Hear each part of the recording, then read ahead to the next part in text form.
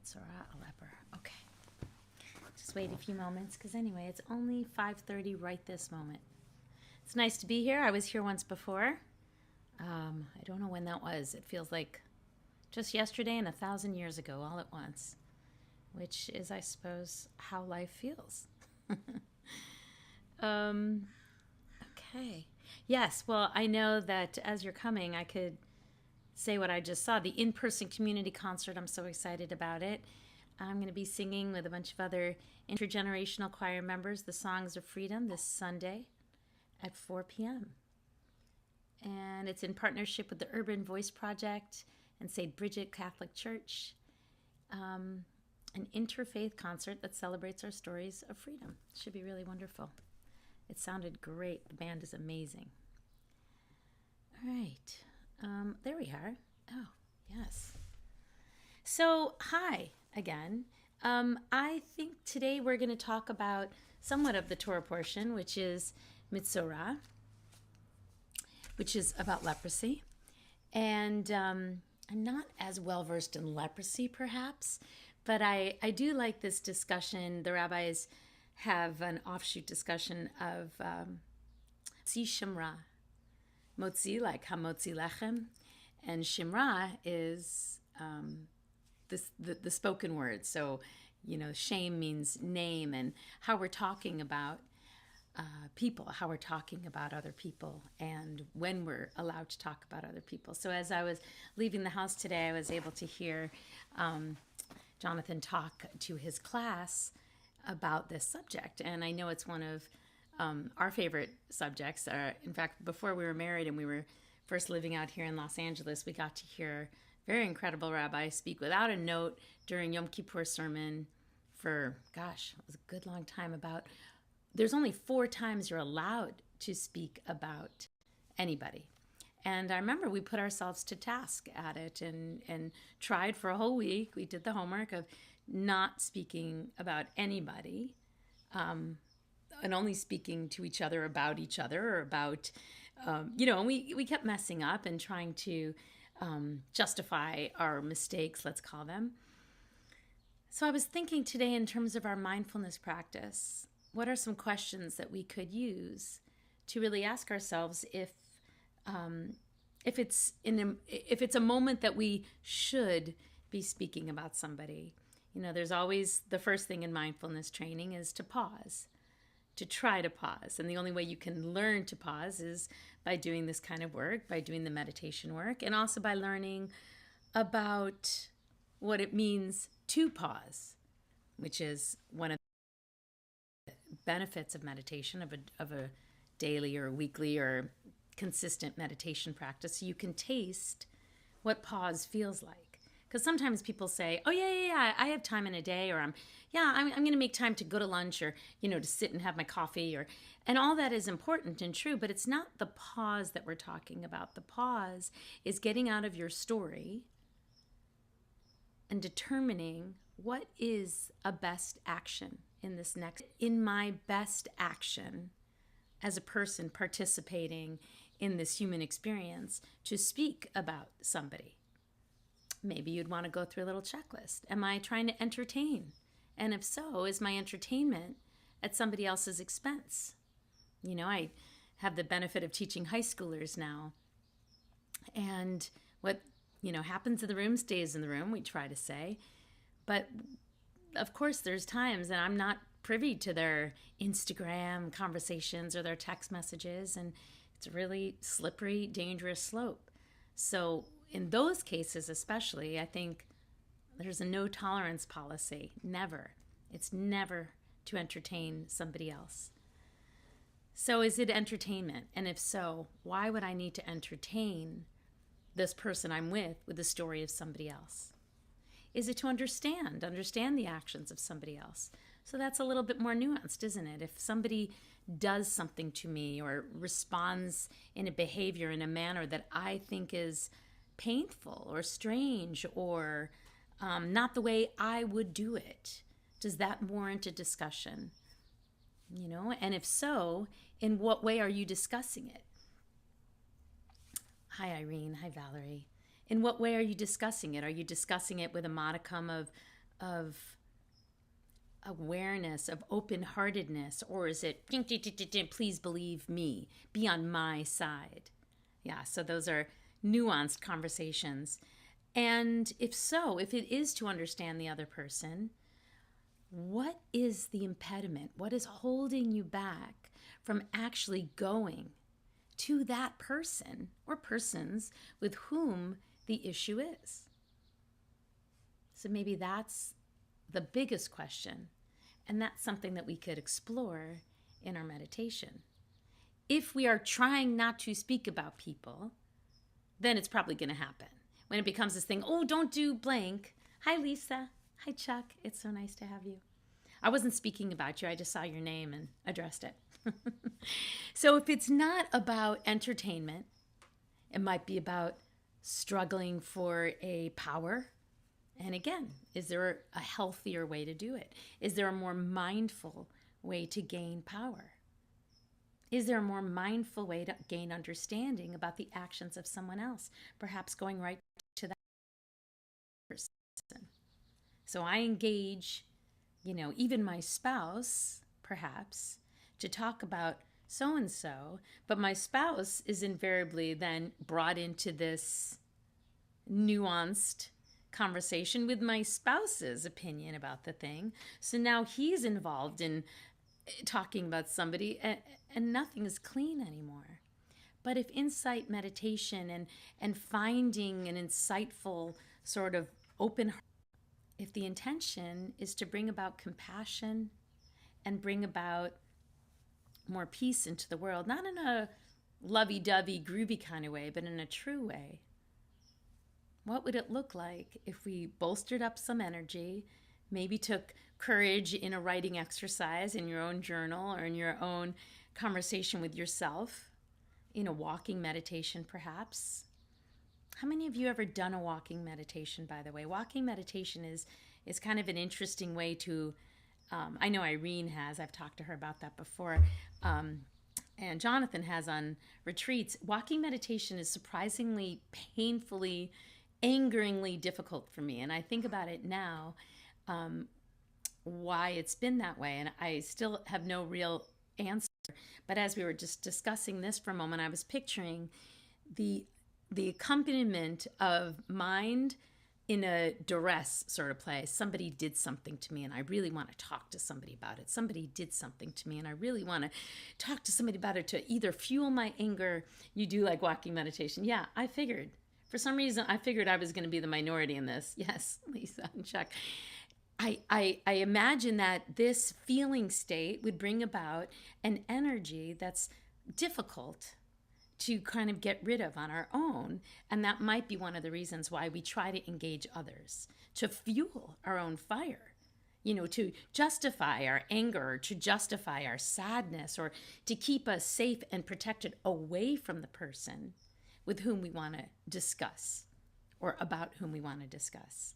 So what if on those days you did a walking meditation, felt each part of your foot touch the ground, each part, your heel, the inner step, the balls of your feet, each toe? Wouldn't that provide you with some sense of that energy that needs to perhaps get dissipated, become a little bit more equanimous, a little bit more internalized, so that you can find a way to then articulate yourself as cleanly and as much with right speech as possible. So the Four Noble Truths of like a Buddhist philosophy, and I'm more akin to the Buddhist meditation and the Noble Truths of the Buddha, let's say, than the training that Rabbi Aaron has done. But theirs is right speech, and we talk about Yetzer Tov, Yetzer Ra, this balance between our need, our desire for the Ra, for the negative perhaps, in balance with the Tov. So it all kind of comes together when I think about it in terms of meditation. We're trying to find some equanimous spot with which we can, talk to a child that has disobeyed the rules, or talk to a loved one who's hurt our feelings, or who hasn't paid us back. Money becomes such an issue in families, and then it breaks down communication so quickly. There's a pain to it. There's a struggle, a real pain to the re-injuring by talking again about the thing rather than talking to the person.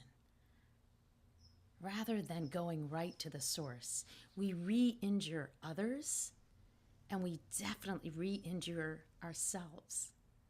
You know, if you didn't do well at work one day, and then you go home and you just talk about it and talk about it and talk about it, you're trying to maybe relive the moment, but usually not because you can change anything, but because you want to almost re-injure yourself. It's easier to live in this placement of pain than to go in, have maybe a bite to eat, maybe go for a walking meditation, and then sit on your cushion or your mat or your chair or lie down in bed and try to find a way to say, okay, this is my feeling state. This is what happened, literally. This is how I feel about it physically. It's feeling constricted here. It's feeling tense here. It's feeling in pain there. And from this, I will take right action. I will make speech right. Doesn't mean to change the experience, but it means to find an equilibrium for you, for me, for each one of us. Because then we're taking care of ourselves without lashing out on somebody else, without re-injuring or recreating the difficulty. So maybe it's the mindfulness meditation way to think about Motzi Shemra, speaking with right speech, not getting swayed by the fun that it might be to gossip or to talk about people, and to question what's really behind it. What in me needs attention? What in me, usually, is the question, needs attention? And where can I go to maybe get hold of that attention in a more empathic to myself and to the other person way, or to the other people way? How can I find that? Is by pausing, by meditating, by coming together with like-minded friends. So here we go. So if you could see my feet, you would see that they're up on a chair, because most of the time I'm sitting with as many things off my feet as possible, shoes, socks, and I like to sit in lotus. Oh, here, see my piece of paper has a person in lotus position. And then I close my eyes, as you're all very used to doing.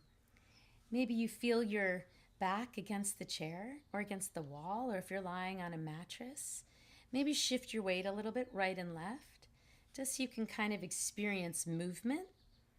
I'm all about moving and then finding that balance, that peace. So you're sitting with an upright and yet relaxed position. There's a nobility to it. There's a sense of lightness and lift. You might take your right hand, just give it a glance. I know I said close your eyes, so open them back up. Look at your right hand. I'm looking at all the things that make my hand my right hand, all the unique lines, the unique perhaps calluses or colorations, and then take your left hand and give that a look. So we're getting really, really present. In order to meditate, we get really, really present. And then maybe take the right hand on top of the left, the gift of receiving and giving, acceptance and giving. And maybe change, put the left hand on top of the right, give it a little squeeze. Perhaps there's a rubbing of the hands, getting some, it's pretty warm out here in LA, but just keeping that heat, that sense of movement and heat.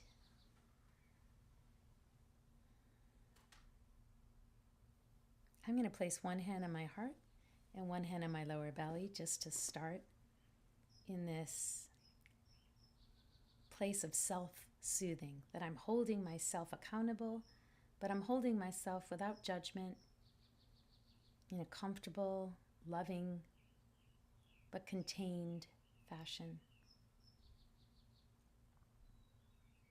Maybe take an inhale,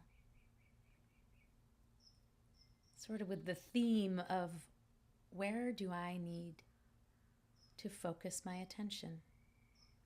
And exhale through your nose, and maybe your arms come to a comfortable spot on your thighs.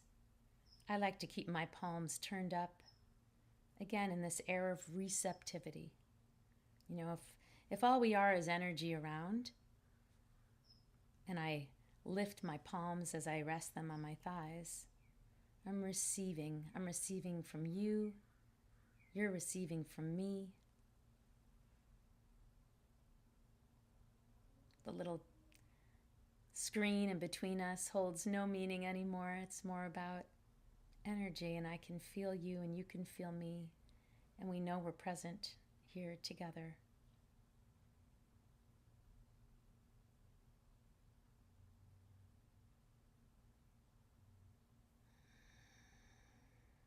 As soon as your mind begins to wander, thank it.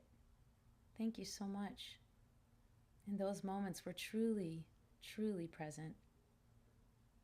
And we can just wander back to our breath. I like to take a loud inhale when that happens, so I know I'm still here. And a loud exhale through my nose.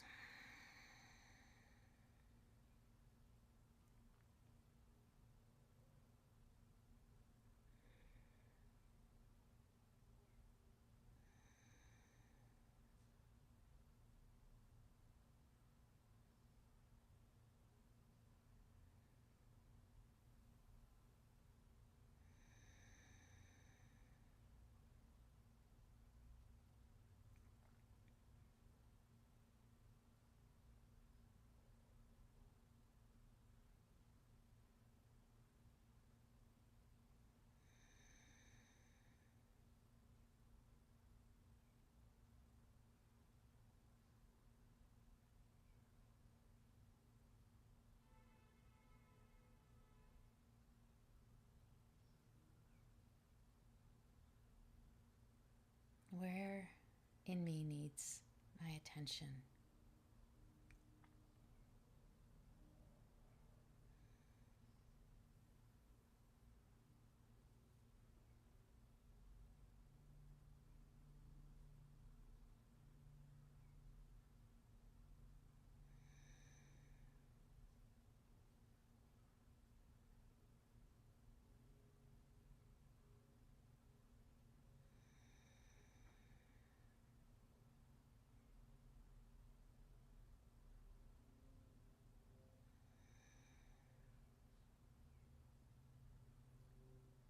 Maybe take an inhale through your nose.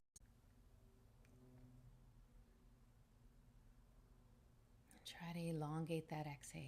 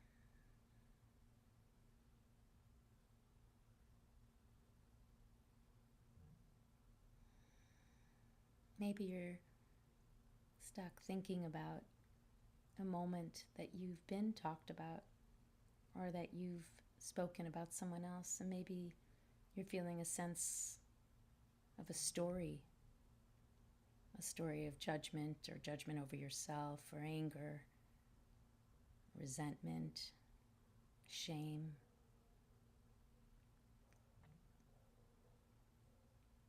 Maybe there's a moment of feeling that hit, and then hopefully the exhale transforms that.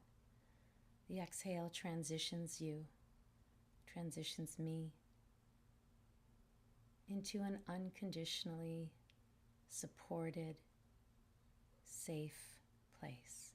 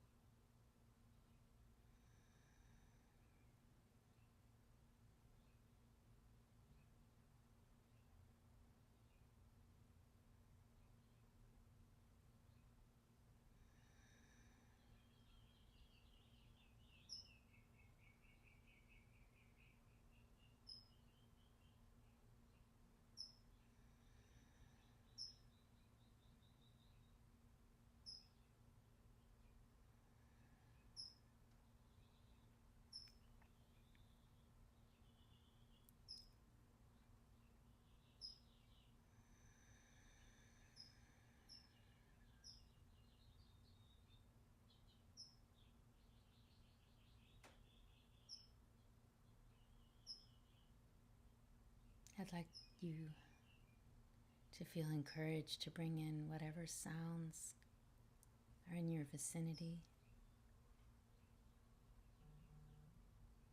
rather than shut them out as you practice breathing and finding some stillness inside.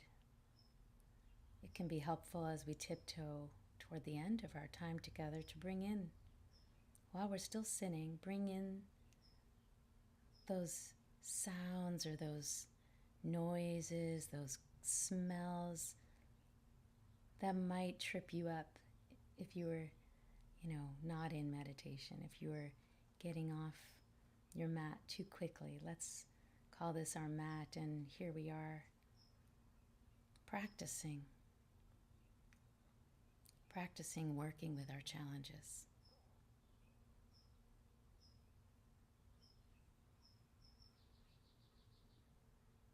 It seems fitting that on a day like today, when we're talking about Motzi Shem Ra or Lashon Hara, the evil tongue, or how to decide when or not to talk about people, it might help to do a loving kindness meditation, closure. So as you inhale and exhale, I'd like you to call to mind somebody or something, perhaps it's a pet, for whom you have easy love for, we'll call it. There's not much conflict or fluctuations between you two. It's a pretty simple relationship. When you think of this person, perhaps a smile comes to your lips.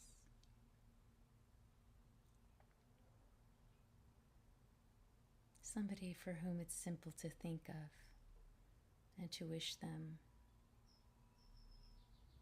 the 4 loving kindness phrases. May you feel safe, you're saying to this person. May you feel safe and protected. May you feel healthy. May you feel happy. And may you feel a sense of ease. And if you were really listening to your mind, you might have heard perhaps a story begin to formulate around one or more of those words. Maybe you're wishing health to this unfettered being in your mind whom you know doesn't feel healthy today. And then maybe you're stuck in story for a moment. So you come back to your breath. You come back to the purity of your wish and your practice.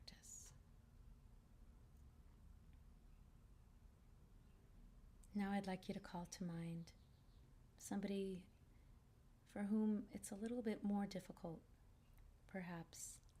Perhaps it's somebody that has spoken ill of you.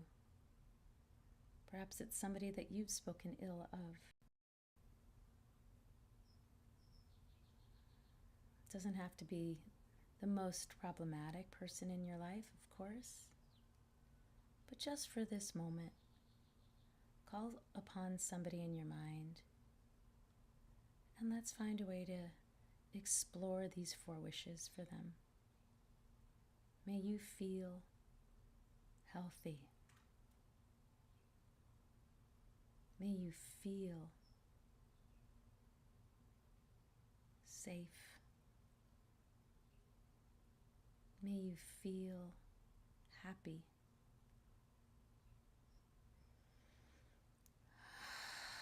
And may you feel a sense of ease. Because let's face it, anybody who's in a difficult place that can tap in to those feelings of health and happiness and ease and safety might start behaving in a way that's a little bit more loving, a little bit less judgmental. And finally, you might rub your hands together, place them both, left hand on top of right on your heart, and wish those 4 to yourself, silently or out loud. May I feel happy. May I feel safe and protected. May I feel healthy. And may I feel a sense of ease.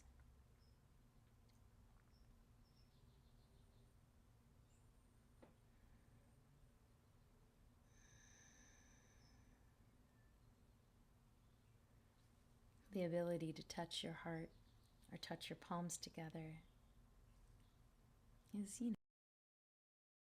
reprogramming, reparenting, protection from yourself to yourself. You may open your eyes, you can look around your room, check in with yourself. Hopefully it's not magic, but it's consistency that brings us to make these calmer spots in which we can learn new ways of reaction, of action, and of behavior. You tonight, I know you didn't have much say in the matter, but Rabbi Aaron will see you on Shabbat. Thank you again. Have a good evening.